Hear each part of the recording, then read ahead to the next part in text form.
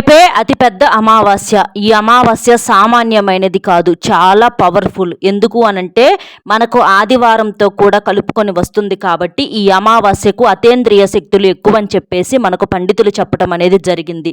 కాబట్టి ఇంత అద్భుతమైనటువంటి రోజున ఉప్పుతో మీరు ఈ చిన్న పరిహారం గనక చేసినట్లయితే ఆ లక్ష్మీ కటాక్షం అనేది మీకు ఉండి మీకు డబ్బు పరంగా బాగా కలిసి రావటానికి, మీకున్నటువంటి దోషాలు దరిద్రాలన్నీ కూడా తొలగిపోయి పట్టిందల్లా కూడా బంగారం అవటానికి ఈ ఉప్పు పరిహారం అనేది అద్భుతంగా సిద్ధిస్తుంది. కాబట్టి ఈ అమావాస్య రోజున ఈ ఉప్పు పరిహారం తప్పనిసరిగా, అంటే ఇది ఆడవారైనా మగవారైనా ఎవరైనా చేసుకోవచ్చు. ఎందుకంటే ఒక్కొక్కసారి ఆడవాళ్ళు ఇంట్లో లేకపోయినా, ఎక్కడికన్నా ఊరికి వెళ్ళినా, ఏదన్నా చేయటానికి కుదరకపోయినా మగవారైనా చేసేసుకోవచ్చు. అట్లా చేసుకోవటం వలన మనకి ఇంకా అద్భుత ఫలితం అనేది వస్తుందన్నమాట. అమావాస్య పరిహారాలకు పెట్టింది పేరు. ఈ విషయం అందరికీ తెలిసిందే. అమావాస్య రోజున మనం ఎలాంటి పరిహారం చేసినా కూడా మనకు తిరుగులేని ఫలితం అనేది త్వరగా వస్తుంది. ఈ రోజు కోసం ఎంతమందో పెద్ద పెద్ద మునులు, ఋషులు, మహానుభావులు, మన పూర్వీకులు ఇలాంటి రోజున ఏంటంటే ఎదురు చూసేవాళ్ళు. ఇలాంటి రోజు కోసం ప్రత్యేకంగా విశేషంగా పండగలాగా చేసుకునేవారు అనమాట. పరిహారాలు ఎప్పుడు చేద్దామని చెప్పి ఎదురు చూసేవాళ్ళు.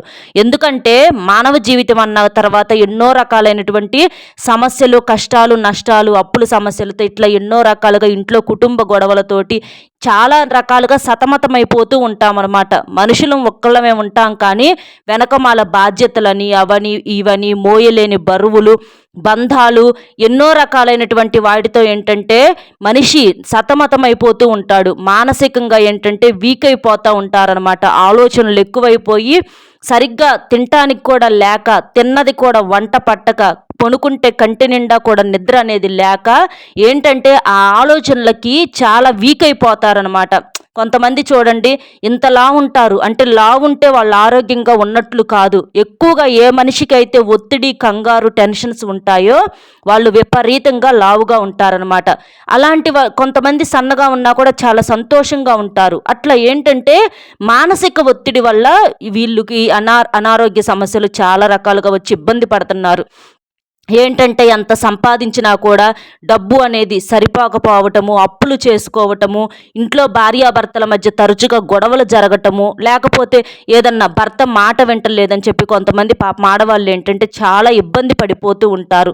అసలు మా భర్త మేమేం చెప్పినా కూడా వింటలేదు, చెడు వ్యసనాలకు బానిస అవుతున్నాడు, ఫ్రెండ్స్ వాళ్ళు మంచి వాళ్ళు కాకపోతే ఆ చెడ్డ ఫ్రెండ్స్తో వాళ్ళతో తిరుగుతున్నాడు, మామూలుగా అంటే ఎప్పుడన్నా చెప్పినప్పుడు ఒకసారి అరసారి మాట విన్నట్లే ఉంటారు. తర్వాత ఏంటంటే అంతలోనే మనసు మార్చుకుంటూ ఉంటారు. ఎవరో ఒకరు చెప్పుడు మాటలు విని ఇంట్లో గొడవ చేయటము, ఏం పట్టించుకోకుండా ఉండటము, పిల్లల్ని ఇబ్బంది పెట్టడము, ఇంట్లో భార్యను అర్థం చేసుకోకపోవటము, ఇట్లా ఏంటంటే చాలా రకాలుగా ఇబ్బంది పడిపోతూ ఉంటారు. డబ్బు పరంగా కూడా అస్సలు కలిసి రాదనమాట. కొంతమందికి ఏంటంటే రేయింబొగుళ్ళు రెక్కలు మొక్కలు చేసుకున్నా కూడా కష్టానికి తగినటువంటి సంపద అనేది ఉండదు. ఒకవేళ వచ్చినా కూడా డబ్బు ఏంటంటే నీటికిలాగా వృధాగా ఖర్చు అయిపోతూ ఉంటుంది. అట్లా కష్టపడి చేసిన కూడా కనీసం ఉండటానికి ఒక నీడ కూడా లేక, అంటే చిన్న ఇల్లు కూడా లేక ఇబ్బంది పడి అద్దెలకు ఉండేవాళ్ళు ఎంతమందో ఉన్నారనమాట. కనీస అవసరాలు కూడా తీర్చలేరనమాట. పిల్లలకి ఏదన్నా ఇష్టమైంది కావాలంటే తెచ్చి పెట్టడానికి డబ్బులు ఉండవు. ఒక డ్రెస్సు, ఒక 1000 రూపాయలు పెట్టి డ్రెస్ తెచ్చుకుందామంటే డబ్బులు ఉండవు. ఇట్లా ఏది అడిగినా కూడా ఏంటంటే లెవ్వు లెవ్వు లెవ్వు, అదే మాట శాశ్వతం అయిపోతుంది. ఇలా ఏంటంటే చిన్న చిన్న అవసరాలు కూడా తీర్చలేక ఇంట్లో భార్యాభర్తల మధ్య తరచు గొడవలు అనేవి జరుగుతూ ఉంటాయన్నమాట. పిల్లలు కూడా చెప్పిన మాట వినకపోవటం, నువ్వేం చేస్తున్నావు, నువ్వేం కష్టపడుతున్నావు, నువ్వు మాకేం చేసావు, ఏంటంటే ఇట్లా రకరకాలైనటువంటి మాటలతో పాపం వీళ్ళు పడే కష్టం వీళ్ళు పడుతున్నా కూడా ఇంట్లో ఏంటంటే ఒక విలువ, గౌరవం అనేది ఉండదన్నమాట. ఎందుకంటే వాళ్ళ బాధ వాళ్ళకి ఉంటుంది. చిన్న చిన్న అవసరాలు కూడా తీర్చలేకపోతున్నాం అంటే ఏదన్నా కోట్లు అవసరం లేదు, కనీసం అవసరాలన్నా తీరాలి కదా అని చెప్పేసేసి ఇళ్లల్లో వాళ్ళ బాధ కూడా వాళ్ళకు ఉంటుంది. కాబట్టి అలాంటివన్నీ కూడా పోయి మనకి కష్టంతో పాటుగా కలుసుబాటు అనేది రావటం కోసం ఈ ఉప్పు పరిహారం అనేది చాలా అద్భుతంగా పనిచేస్తుంది. పెద్ద పెద్ద కోటేశ్వరులు ఉంటారు. ఇప్పుడు వారికి ఉన్నదైనా 24 గంటల సమయమే, పేదవాడికి ఉన్నదైనా 24 గంటల సమయమే.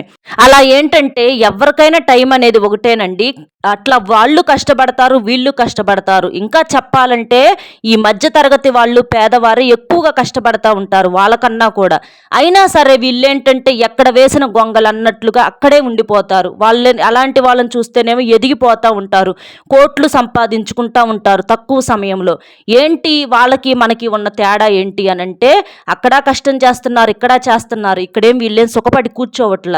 కానీ తేడా ఎక్కడ వస్తుందంటే కలుసుబాటు అనేది ఉండట్ల. కాబట్టి కలుసుబాటు కోసం మనం ఇలాంటి పరిహారాలు చేసుకోవాలి. పెద్ద పెద్ద గొప్ప వాళ్ళ ఇళ్లల్లో వీళ్ళు కోటేశ్వర్లందరూ కూడా మీరు గమనించినట్లయితే ఎక్కువగా పూజలని, నోములని, వ్రతాలని, ఎక్కువగా పరిహారాలని ఇలాంటివన్నీ చేసుకుంటూ ఉంటారనమాట. అందుకే వాళ్ళకి ఆ రకంగా కలిసి వచ్చి తక్కువ సమయంలో కోటేశ్వర్లుగా ఎదిగిపోతూ ఉంటారు.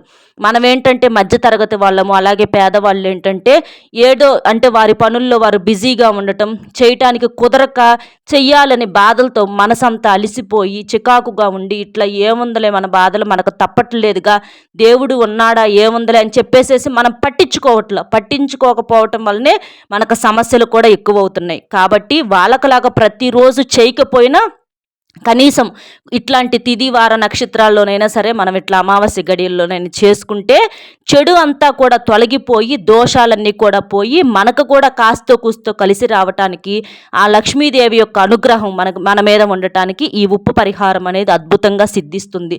ఉప్పు గురించి అందరికీ తెలిసిన విషయమేనండి. ఉప్పు ఏంటంటే మనకు సముద్ర గర్భం నుంచి పుడుతుంది. సముద్ర గర్భం అంటే లక్ష్మీదేవి పుట్టినిల్లుగా చెప్పుకుంటూ ఉంటారు.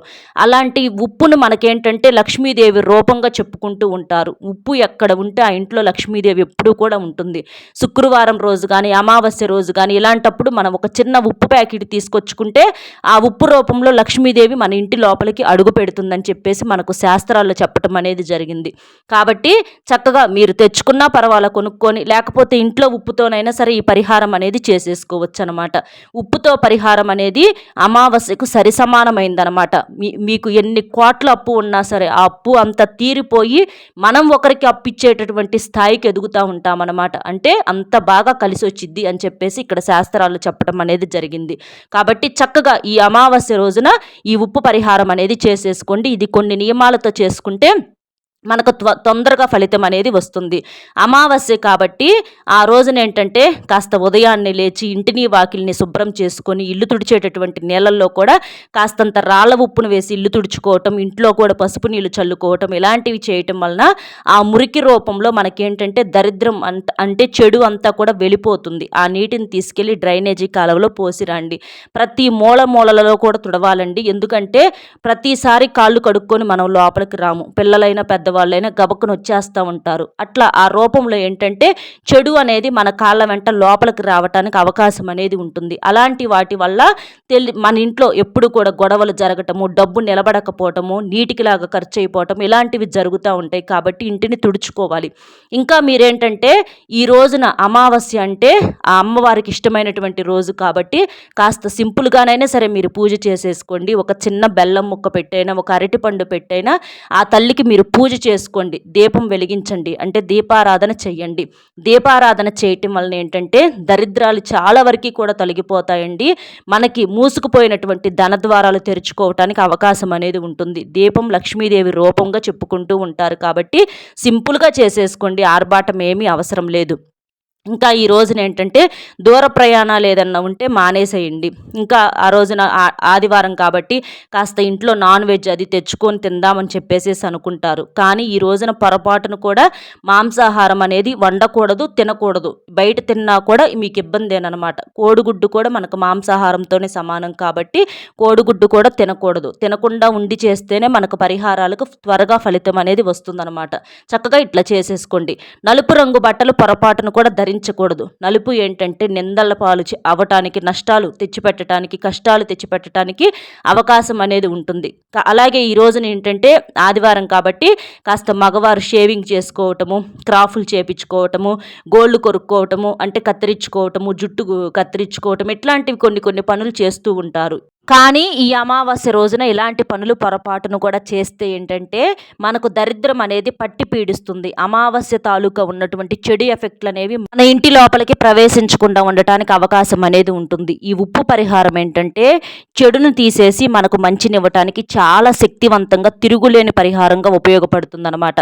కాబట్టి చక్కగా ఈ పరిహారం అనేది చేసేసుకోండి. ప్రతి ఒక్కరు కూడా ఇంట్లో చిన్న పెద్ద అందరూ కూడా తలంటు స్నానం తప్పనిసరిగా చేయాలి. అలాగే తలకు నూనె రాయకూడదు. ఇంట్లో ఇంట్లో తిట్లు, శాపనార్థాలు, గొడవలు ఇలాంటివి కొంచెం అంటే ఆవేశాన్ని, కోపాన్ని అదుపులో పెట్టుకోండి. కొంతమంది ఇంట్లో విసిగించే వాళ్ళు ఉంటారు. ఉన్నప్పటికీ కూడా ఏంటంటే మనం పరిస్థితులకు తగ్గట్లుగా అలాంటివన్నీ కూడా ప్రతిదీ దైవానికి వదిలేసి మన పని మనం చేసుకుంటూ వెళ్ళటం వలన చాలా వరకు కూడా సమస్యల సంఖ్య అనేది తగ్గుతుంది. మీరేం చేస్తారంటే ఉప్పు వచ్చేటప్పటికి ఒక గాజు బౌల్లో కానీ లేకపోతే ఒక మట్టి ప్రమిద పెద్ద పాత్ర ఉంటుంది కదా, అలాంటి దాంట్లోనైనా సరే, లేకపోతే చిన్న బౌల్ అయినా సరే పర్వాలేదు, మనకి ఏదైనా సరే గాజు కానీ మట్టి కానీ కావాలి. అంతేగాని స్టీల్ బౌల్ కానీ ప్లాస్టిక్ వాటిట్లో ఈ పరిహారం చేయకూడదు. చేసినా కూడా ఉపయోగం అనేది ఉండదు. అట్లా తీసేసుకొని దాంట్లో మీరేం చేస్తారంటే దానికి నిండుగా ఎడమ చేత్తో 3 సార్లు 3 గుప్పెట్లు ఉప్పు తీసేసుకొని దాంట్లో వేసేసేయండి. పరిహారం చేస్తున్నాం కాబట్టి ఎడమ చేత్తో వెయ్యాలి. ఎందుకంటే ఏదన్నా నరదిష్టి ప్రభావం కూడా చాలా ఎక్కువగా ఉంటుంది. నరుల కళ్ళకి ఏంటంటే నల్లరాళ్ళు కూడా పగిలిపోతాయి అన్నమాట. అందులో ఈ రోజుల్లో కూడా ప్రతి మనిషికి ఎక్కువైపోయినాయి. ఈ రోజుల్లో ప్రత్యేకంగా ఈర్ష్య, అసూయలు, స్వార్థాలు, కుట్రాలు, అంటే మేమే బ్రతకాలి, మేమే బాగుండాలి, పక్కనోడు పోవాలి అని ఇట్లా ఆలోచిస్తూ ఉన్నారనమాట. కాబట్టి అలాంటి చెడు అంతా కూడా తీసేసి అలాంటి నరదిష్టి అంతా పోవటానికి కూడా చాలా శక్తివంతంగా ఉంటుంది. కాబట్టి ఎడమ చేత్తో 3 గుప్పెట్ల ఉప్పు మీరు అనేది వేసేసేయండి. అలా వేసేసి ఇక దాంట్లో మీరు వచ్చేటప్పటికి దాల్చిన చెక్క ముక్క, మనకి ఇక్కడ వీడియోలో చూపిస్తామండి, కనిపిస్తుంది.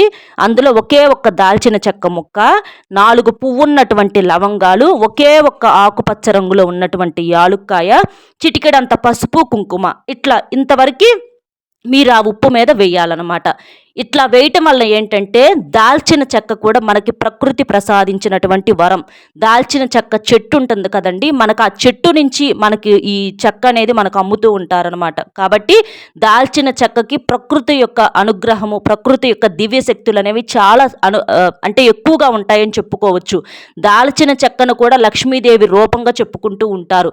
మనకి ధనాకర్షణకు ఈ దాల్చిన చెక్క అనేది చాలా అద్భుతంగా పనిచేస్తుంది. కాబట్టి దాల్చిన చెక్క ముక్క ఒకటి తీసుకోండి. మనకు సుగంధ ద్రవ్యాలలో ఇది కూడా ఒకటి అనమాట. అంటే ఆరోగ్యపరంగా ఎంత ఉపయోగం ఉంటుందో పరిహార పరంగా కూడా దాల్చిన చెక్క అంతే బాగుంటుందన్నమాట. ఇక 4 లవంగాలు, పువ్వున్నటువంటి లవంగాలు తీసుకోవాలి. 4 దిక్కుల నుంచి వచ్చేటటువంటి నష్టాలను, కష్టాలను తీసేసి నలుగురు ఏడుపులను పోవటానికి, అలాగే 4 దిక్కుల నుంచి మూసుకుపోయినటువంటి ధనద్వారాలను తెరుచుకునేలా చేయటానికి ఈ 4 పువ్వున్నటువంటి లవంగాలు చాలా శక్తివంతంగా పనిచేస్తాయి అన్నమాట. లవంగాలు ఏంటంటే కష్టాలను, దోషాలను తీసేయటానికి చాలా బాగా ఉపయోగపడతాయి. కాబట్టి 4 పువ్వున్న లవంగాలు తీసుకోండి.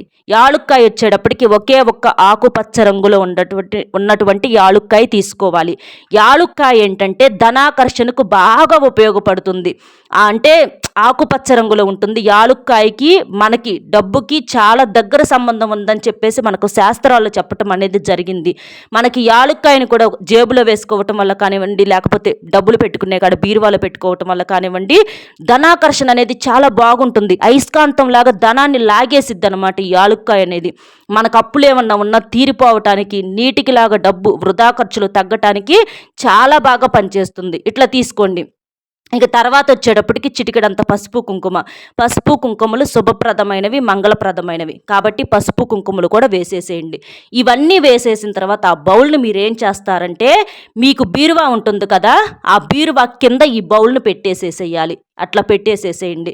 ఒక రాగి ప్లేట్లో కానీ లేకపోతే ఏదన్నా గాజు ప్లేట్ కానీ ఇలాంటివి తీసేసుకొని ఆ ప్లేట్లో ఇది పెట్టేసేసి ఆ బీరువా కింద పెట్టండి. బీరువా కింద పెట్టడం వలన ఏంటంటే మనము అంటే బంగారం కానీ, డబ్బులు కానీ ఇలాంటి ప్రతిదీ కూడా బీరువాలో పెట్టుకుంటూ ఉంటాము. బీరువాలో నుంచి మనకు డబ్బు ఏంటంటే చాలామంది వేస్ట్ అయిపోతున్నాయి, అంటే కలిసి రావట్లేదని చెప్పి ఇబ్బంది పడుతూ ఉంటారు. అలాగ వృధా ఖర్చులు తగ్గి బీరువాలో నుంచి డబ్బు బయటికి పోవటమే కాకుండా మనకు అంతకంత సంపాదన రెట్టింపై లోపలికి రావటానికి ఇవేంటంటే మనం బీరువా కింద ఉంచడం వలన ఆ చెడు ఏదన్నా ఉన్నా కూడా, అంటే నెగిటివిటీ ఏదన్నా ఉన్నా కూడా అవంతటిని కూడా పూర్తిగా గ్రహించేస్తాయి అన్నమాట. కాబట్టి బీరువా కిందే పెట్టాలి. అట్లా పెట్టేసేసేయండి. అట్లా పెట్టేసేసి మీరేం చేస్తారంటే ఇది సాయంత్రం సంధ్యా సమయంలో చేసుకోండి. ఇక రాత్రి మొత్తం అంతే వదిలేసేసేయండి. అట్లా వదిలేసేసి పెట్టిన తర్వాత మరుసటి రోజు ఉదయాన్నే లేచి అవి మొత్తాన్ని కూడా తీసుకెళ్ళి ఏదన్నా పారే నీళ్ళల్లో కానీ లేకపోతే ఏదన్నా ఎవ్వరు తొక్కని చోట చెట్టు మొదట్లో కానీ పోసేసేయండి. ఇలా చేయటం వల్ల ఏంటి అనంటే మీకు డబ్బు పరంగా ఉన్నటువంటి నష్టాలు, అప్పుల సమస్యలు, ఇట్లా ఏంటంటే సంపాదన పరంగా ఎదగలేకపోవటము, ఏదన్నా భర్త సంపాదన కలిసి రావట్లేదు, అంటే సంపాదన రావట్లేదు, ఏ పని కూడా చేయటం లేదు, బద్ధకంగా కూర్చుంటున్నాడు, అసలు మా మాట వింటలేదు, ఇట్లా ఏంటంటే చాలా రకాలుగా చెప్పుకుంటూ పోతే ఉంటాయన్నమాట. ఆ చెడునంతటిని కూడా పూర్తిగా గ్రహించేసిద్ది ఆ రాత్రంతా. ఉప్పు దగ్గర నుంచి ఇందులో వేసినటువంటి ప్రతిదీ కూడా, మనం వేసినటువంటి మట్టి పాత్ర కానీ, గాజు బౌల్ కాడి నుంచి ఇట్లా ప్రతిదీ కూడా చాలా చాలా పవర్ఫుల్ అయినవి. కాబట్టి ఇది అంతా కూడా రాత్రంతా కూడా ఇంట్లో చెడును మొత్తాన్ని కూడా ఎక్కడెక్కడ మొత్తం ఏ మూలం దాక్కున్నా కూడా మొత్తాన్ని కూడా లాగి పడేసిద్ది అనమాట. మనకి మంచిని ఇస్తుంది, చెడునంతా కూడా అది వెళ్ళిపోయి మనకు మంచి రావటానికి, లక్ష్మీదేవి మన ఇంట్లోకి కోట్ల రూపాయలతో అడుగు పెట్టడానికి ఈ పరిహారం తిరుగులేని పరిహారం అని చెప్పేసి మనకు చక్కగా వివరంగా చెప్పటం అనేది జరిగింది. కాబట్టి చక్కగా ఈ పరిహారం అనేది చేసేసుకోండి. అర్థమైంది కదండి. ఈ అమావాస్య రోజున ఏం చేయాలి ఏంటి అనేది. మన వీడియో కనుక నచ్చితే ఒక చిన్న లైక్ ఇచ్చి సపోర్ట్ చేయండి. మీరు లైక్ చేయటం వల్ల వీడియో మరికొంతమందికి చేరి వారు కూడా తెలుసుకునేటటువంటి అవకాశం అనేది ఉంటుంది. కాబట్టి ఒక లైక్ ఇచ్చి మీకు తెలిసినటువంటి ఫ్రెండ్స్ కూడా షేర్ చేయండి. మొట్టమొదటిసారిగా మన ఛానల్ చూస్తుంటే సబ్స్క్రైబ్ చేసుకొని సపోర్ట్ చేయండి. ఇంత విలువైనటువంటి సమాచారం మీకు తెలియజేసినందుకు గాను మేము పడినటువంటి కష్టానికి మీరు ఒక లైక్ ఇవ్వటం వలన మాకు మోటివేషన్గా ఉండి మరిన్ని మంచి వీడియోలు మీ ముందుకు తీసుకురావాలనే ఆసక్తి ఉంటుంది. కాబట్టి ఒక లైక్ ఇచ్చి సపోర్ట్ చేస్తారని చెప్పి మనస్ఫూర్తిగా కోరుకుంటూ మరొక మంచి విశేషంతో మళ్ళీ కలుద్దాం. నమస్కారం. సర్వేజన సుఖినో భవంతు.